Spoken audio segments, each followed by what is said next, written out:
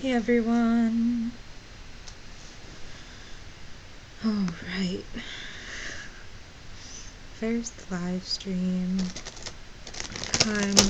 Just gotta wait. I just gotta wait. Hopefully people can hear me. My audio says that it can be heard.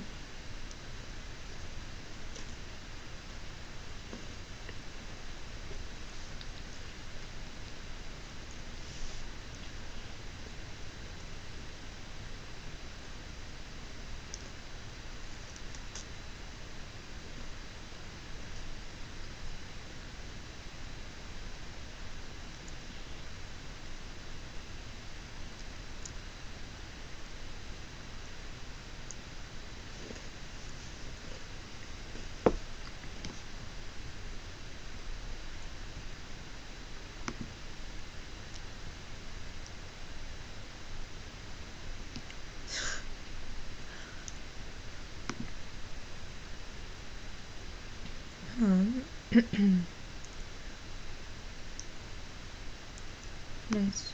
Total of 0 viewers so far. Great.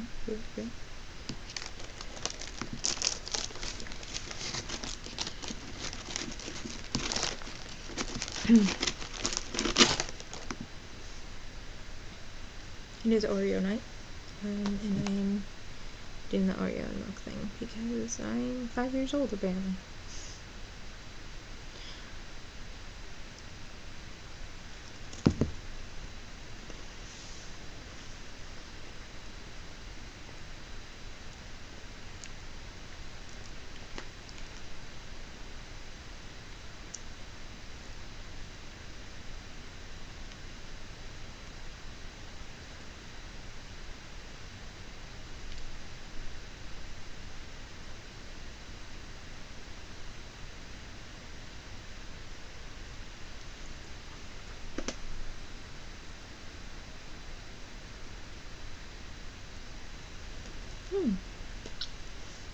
Hello. I am hoping that I can actually be heard. My audio says that it's working, but I'm not entirely sure if that's true.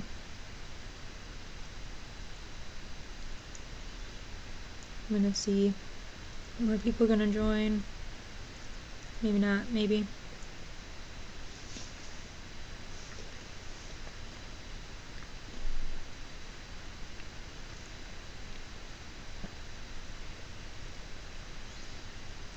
Love that it's being like, oh yeah, there's 0. Oh, great. 0 viewers.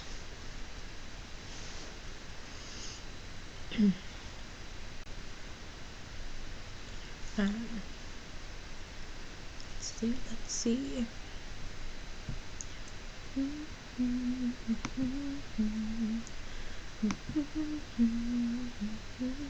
So how is everyone doing today? Drop it in the chat.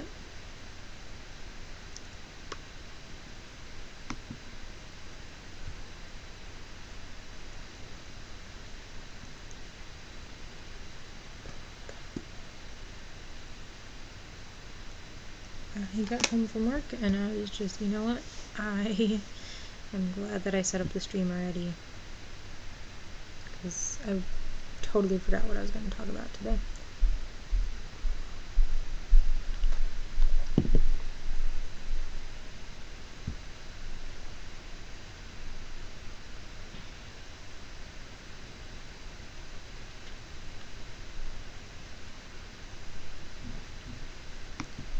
They are Oreos. I definitely, yep, I am loving Oreos today.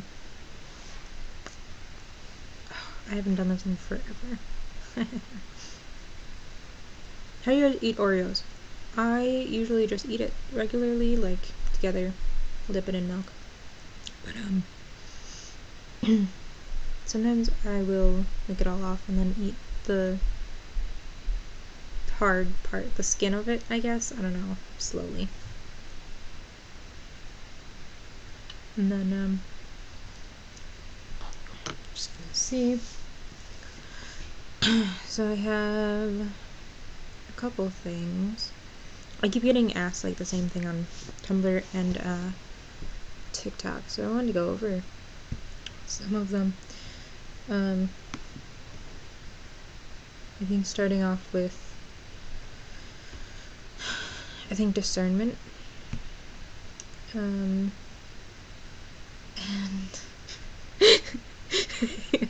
and it's the skin of the cookie. I mean, it is.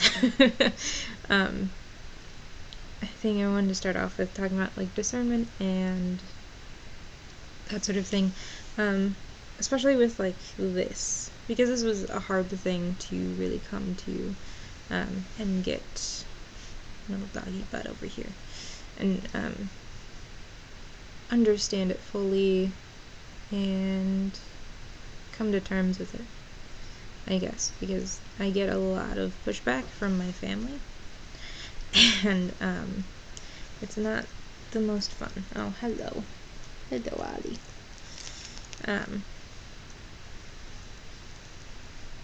So yeah, I think it's, people talk about discernment all the time and they really don't do a whole lot of explaining of what discernment is. And I think that's probably because it does look different for everyone.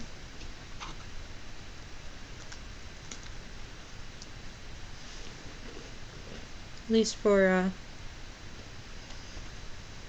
me, it's always been very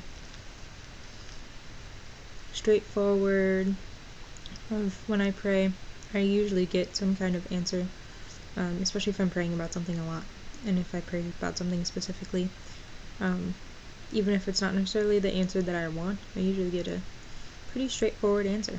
Oh, yes, no. My dogs, they hate being on camera, but I'm gonna make them. Yeah. They just love attention, so I'm sure they say hi back. Oh. The other one is laying down and does not want to be on camera, so this one gets to be on camera. But I don't know. I mean, discernment is different for everyone. I think there is a point at which you know where you're gonna go. And yeah, what do you guys think? Because for me, it's always been very straightforward. Even if I don't necessarily listen to the Holy Spirit, it's always been extremely straightforward. And I've known where to go on even if I don't do it.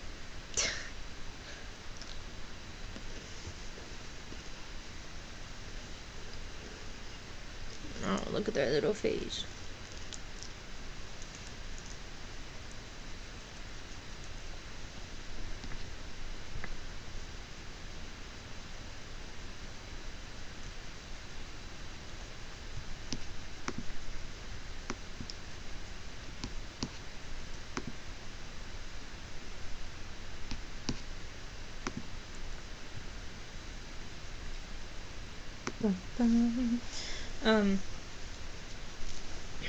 I think I got this question.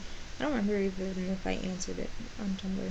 I know I got it, but patron saints. Like someone asked me what a patron saint of a blog was. And he was like, it's just pretty much a saint that I like. Oh yeah, mangoes. Yeah.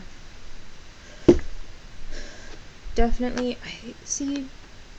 That's so interesting because I never would have thought of that. I never would have thought of like, I mean, asking people to pray for me, yes, but not necessarily like sharing their opinions and their outlook on it. I've never really, for some reason, that's never been super helpful. Maybe it's because when I've done that, it's always been people like watching discernment videos rather than asking real people.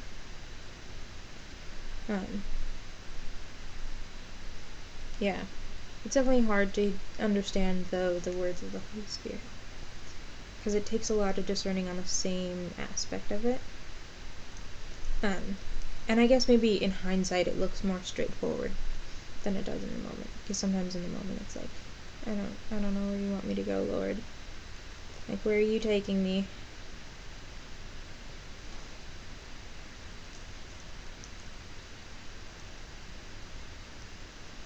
And then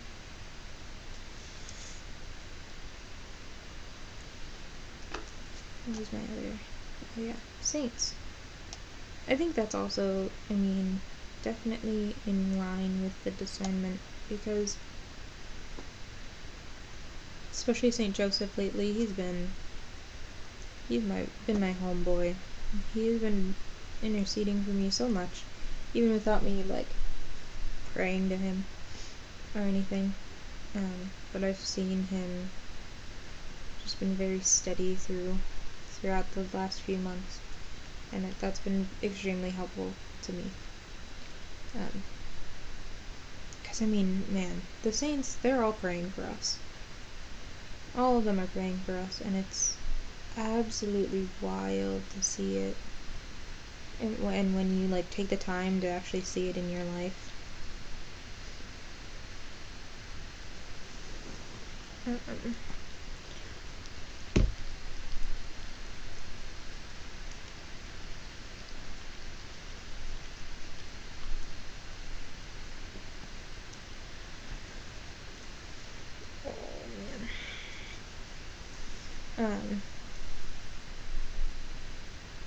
Yeah, give me any other questions you guys have.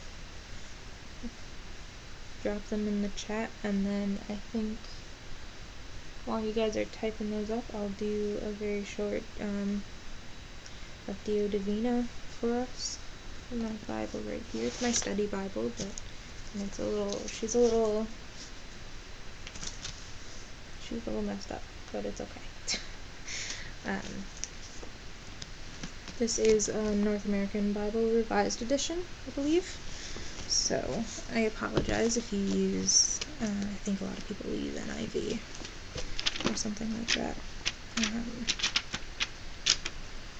But I am going to turn really quick to 1 Corinthians.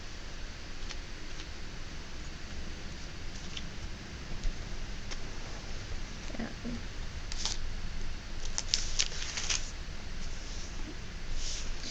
1 Corinthians chapter 11, because I think this is a very interesting segment.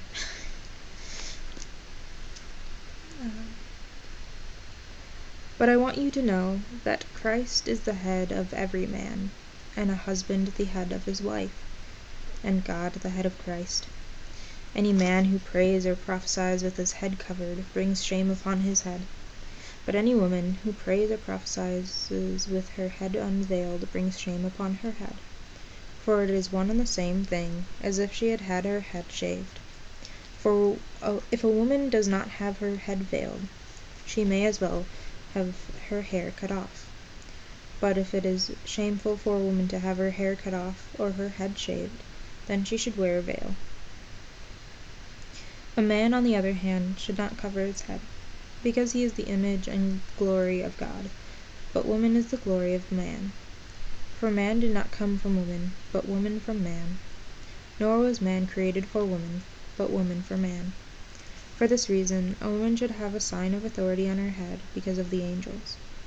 Woman is not independent of man, or man of woman in the Lord. For just as woman came from man, so man is born of woman. But all things are from God. Judge for yourselves. Is it proper for a woman to pray to God with her head unveiled?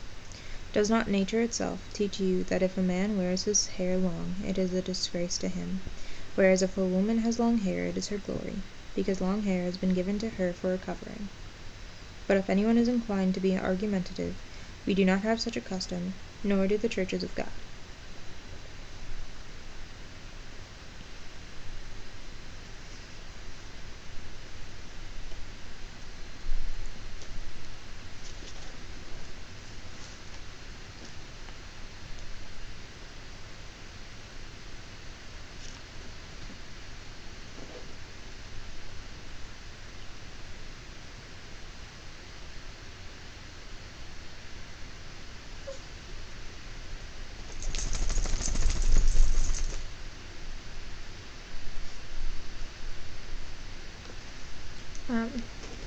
So I'm really glad I grabbed my study Bible. Obviously this is one of the things where people say, oh, this is why women should cover their head in church. But even really the academic kind of thing on this is that he's really reaching at propriety in society. And so while I do use this segment of Corinthians to support my use of the head covering, it really isn't, I feel, necessary for every woman, because in society in America nowadays, it's not like the proper thing to do anymore. It's not societally expected of us. It's not needed for modesty anymore. This note on 11:3 through 16. Women have been participating in worship in Corinth without the head covering normal in Greek society of the period. Paul's stated goal is to bring them back into conformity with contemporary practice and propriety. In his desire to convince, he reaches for arguments from a variety of sources, though he has space to develop them only sketchily, and is perhaps aware that they differ greatly in persuasiveness. And so, I don't know, I think it's interesting, and I do like that this is one of the few things in the Bible that they say, that Paul says, judge for yourselves, and if anyone is going to be argumentative about it, if anyone disagrees, then it doesn't really matter. We have no custom, nor do the churches of God. And I think that's really interesting. I think that's an interesting kind of thing for him to put, because on pretty much everything else that he writes about, he says, no, this is the way we're supposed to do it, this is what we're doing.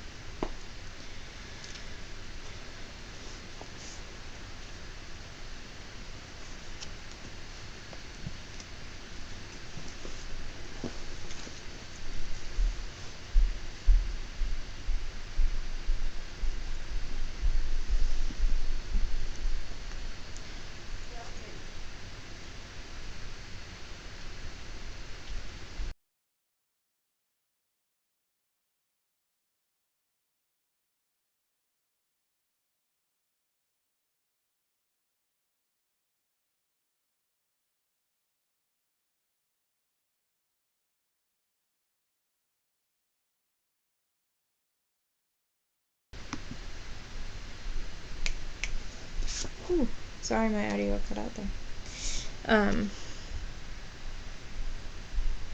But yeah, I think that's definitely very interesting as well, is that women and men do have their place. And I think it's always funny because people are like, oh my goodness, the Bible is like so sexist because Paul says that woman was made for the glory of man, but then you read it and it's like,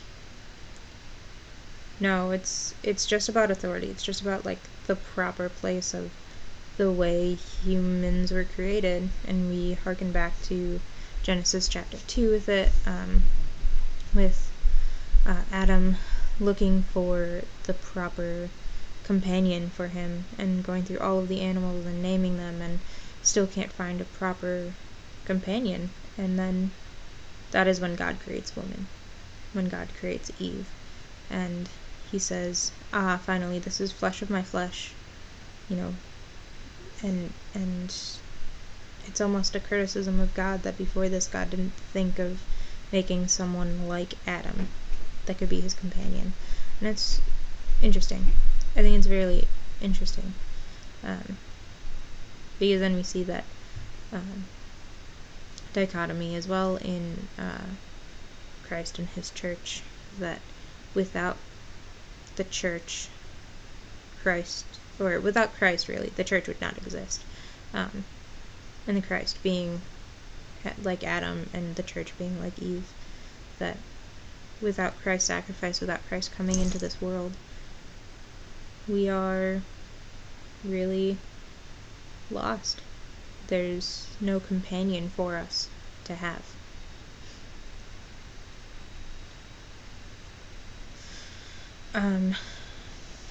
Oh, this is a good question. Mantilla versus hijab. So usually at mass, I'll wear like a lace veil or a mantilla, but not so much in my day-to-day life because that's kind of inconvenient. I feel like that's a little weird to be wearing lace all the time.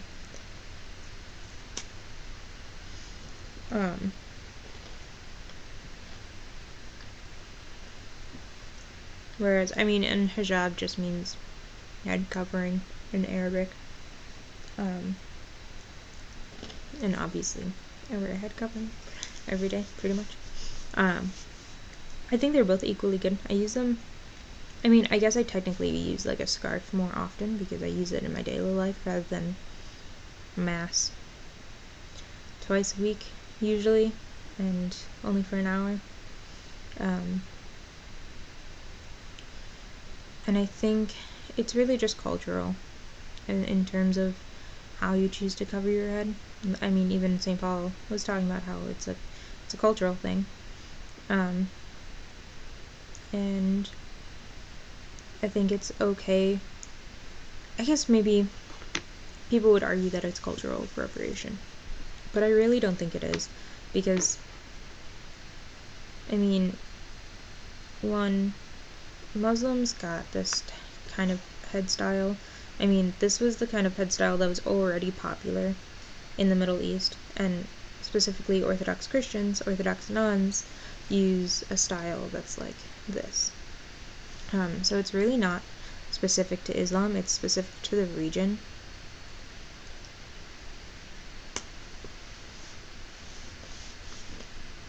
But then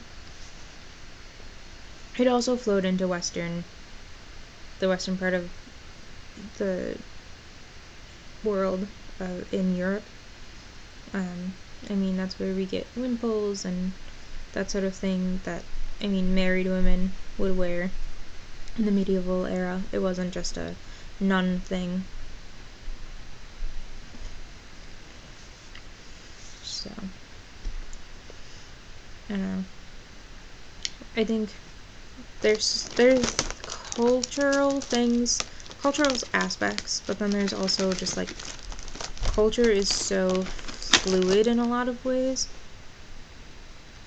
that I just don't think that it's as big of a deal as a lot of people in my life make it out to be that I wear the hijab. And like all of the Muslims that I talk to are like, yeah, absolutely, that's great, that's awesome that you wear a hijab. And then all the non-Muslims are like, that seems like cultural appropriation. Like, it's not. Sorry.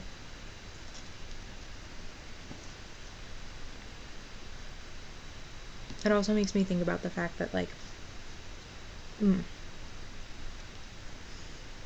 people, like, from Japan or from China will be so excited about, like, people in the West, like, partaking in their culture appropriately. And then, like, Japanese Americans or Chinese Americans will get offended and be like, oh no, that's cultural appropriation. Like, it's not.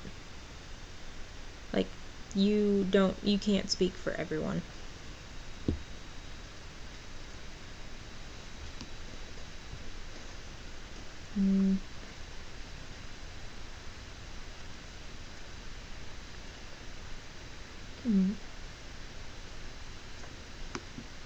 I also got this question. I have this question that I have no idea how to answer on Tumblr. That it, talking about, like, what is it? Oh, it's like how, it's how, like, Hinduism and Buddhism and that sort of thing is so much more peaceful than Christianity, which I understand when you are from an area of the world that has suffered so much from, like, British colonialization, even in recent decades. But also, British colonialization is not the same thing as Christianity. And even not just British, but just colonialization is not the same thing as Christianity in general, because all cultures have colonized. Like, they really have. Muslims have colonized a lot of the Mediterranean and through the years, and that's starting to swing back the other way. And so I think, like, I don't know. What are your guys' thoughts on it? Because I just don't know how to answer this question. I got it today, and it's sitting in my inbox, and I feel bad because I feel like the person that sent it to me is, like, pressed to get this answer, and I just don't know how to answer it.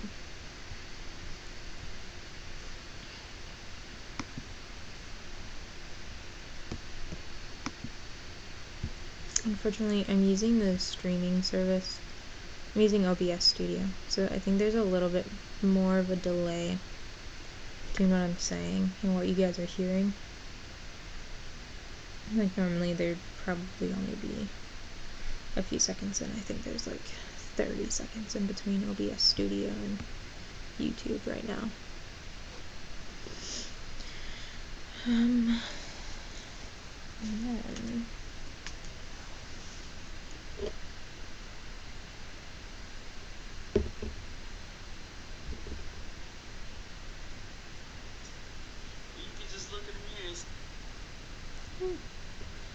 also, if you're not following me on TikTok, please follow me. It's Paula of Christ. It's all one word. I didn't put any spaces in it like I do on YouTube or on Tumblr. But please go follow me. I post very relatable content. And a lot of stuff is dismantling Protestant ideas about Catholicism. There are a lot of, I mean, in the last few years on Catholic Tumblr, there have been a lot of people no longer are like hitting Catholics so hard and like debating with us, and I think a lot of that is due to the fact that they're all moving to TikTok.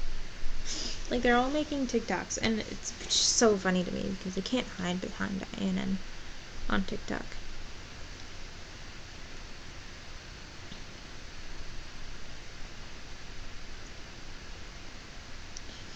That is true. We do believe in a holy God and absolute truth, which is not...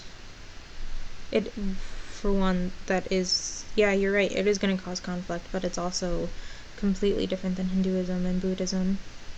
And even Taoism, which isn't as popular in India because I think the person that was sending it to me is from India. But it's still like a Southeast Asian philosophy, ideal, kind of a religion. I mean, it's so different. Taoism is so different, and there's no... I mean, it's so hard to understand too. Taoism, they believe in like an absolute truth, but no human can ever know it, and no one who preaches absolute truth actually knows what they're talking about. And it's I feel like the reasoning is so circular, and it's wild.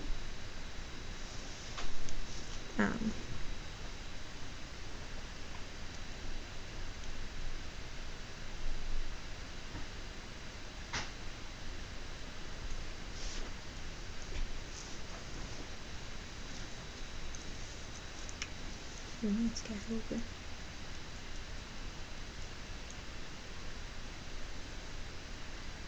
Little big fish. Look at little face.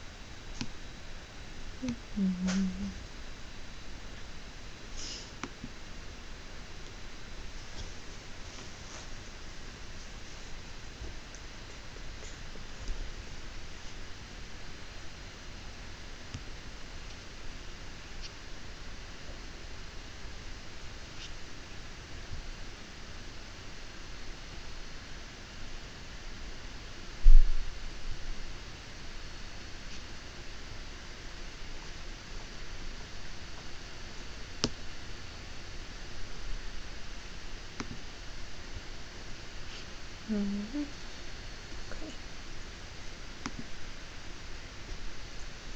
He is very interested in my brother who was walking by. He doesn't want to pet you. He doesn't want to pet you.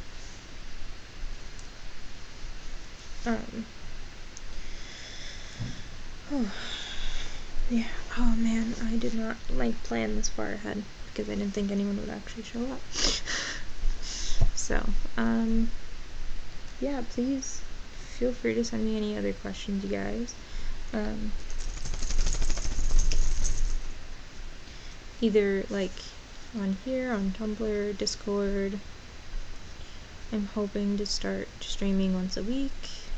Do you guys think this time works out well, or should I look at maybe a different time? I know someone sent me a message today and was like, oh, are you thinking about doing Saturdays or Sundays? And it's like, no, because most people so far have said Fridays are good, but maybe. And I don't want to stream every day. I don't want to be hyper online. But maybe if there's enough support, I'll do it a couple times a week.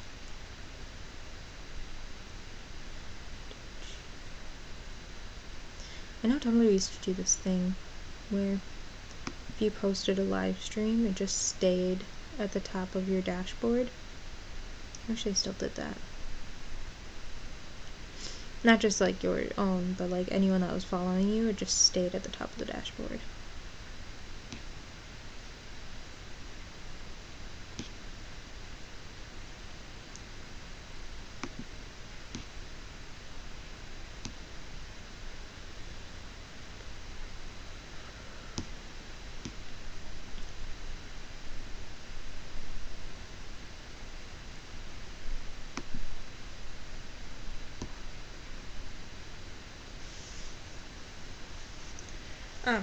Oh no, I just realized I forgot the pictures my nanny kids made for me today at their house.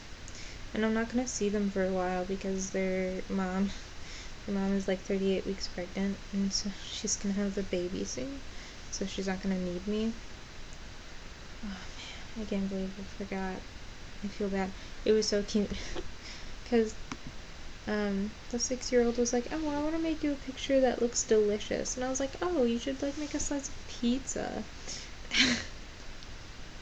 And so she made a pepperoni and mushroom pizza, but being a little kid, she didn't really know how to draw mushrooms, so they look really weird, and I feel bad that I forgot it now. Yeah, they have a new baby coming. Unfortunately, I won't be able to meet him until he's a month or 2 months old or something like that, because she has a lot of time off because she's an OB nurse, so she gets great maternity leave. And so I won't see them for a few months, and by then I really would rather have a full-time nanny job, because right now that's just part-time, so I might not even meet the baby at all. And I love their kids are great.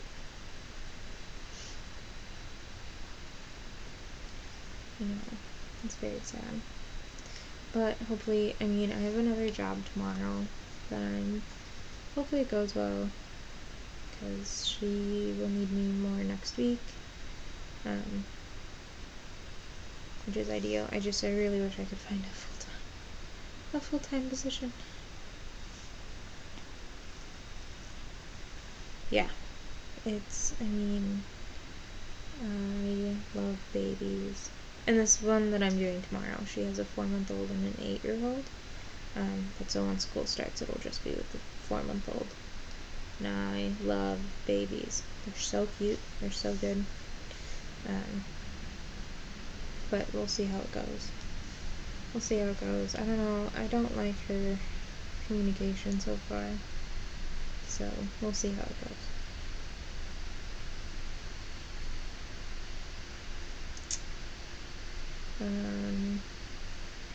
Yeah. Also, oh man, I really wish I could stream with video games, but my computer cannot handle that. and my computer is how I play most of my video games. And are you just gonna lick me? Yeah. Yeah. My nanny kids have a dog. He's a big golden retriever, and he was licking my hand earlier, so I think that's what Ollie's licking. He's like, I gotta get that other dog smell off you. I don't know if Theo's ever gonna come up here and say hi to the camera. Probably not. He does not like being near my computer when I'm talking to it for some reason.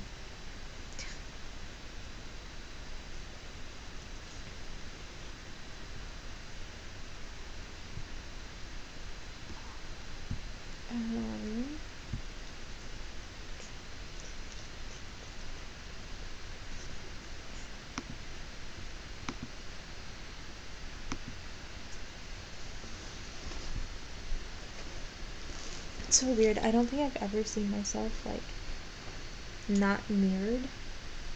And so I'm really confused. Because it's actually showing me normal. Like, normal. Wow, I'm almost pretty. Wow. This is Theo. I know they look almost exactly alike, and so probably no one but me can tell the difference. This is Theo. They are twins.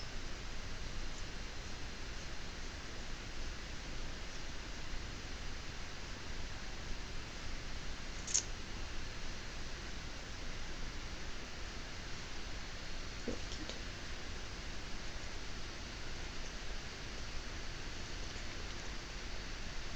Alright, see you later, friend.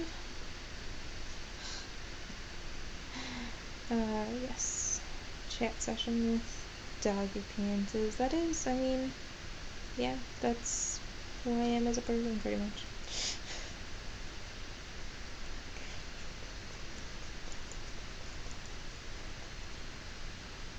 Doggo appearances. Alright. I do have some other viewers that are not interacting. I see you. I can see that you're on. Maybe you can't hear me. Maybe the internet connection sucks.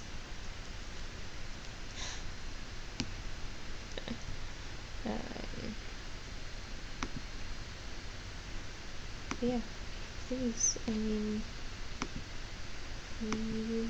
enjoy your stay.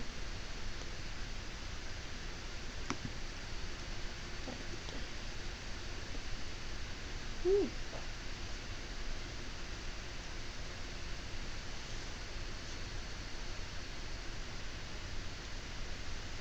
Man.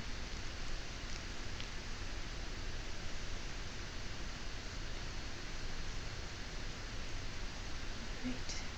I think I'm gonna end it here then for tonight, and thank you guys so much. Please come again next. I'm probably gonna stream again next week Friday, and then from there we'll kind of see what days. Because this weekend I'm pretty busy. But yeah. See you later.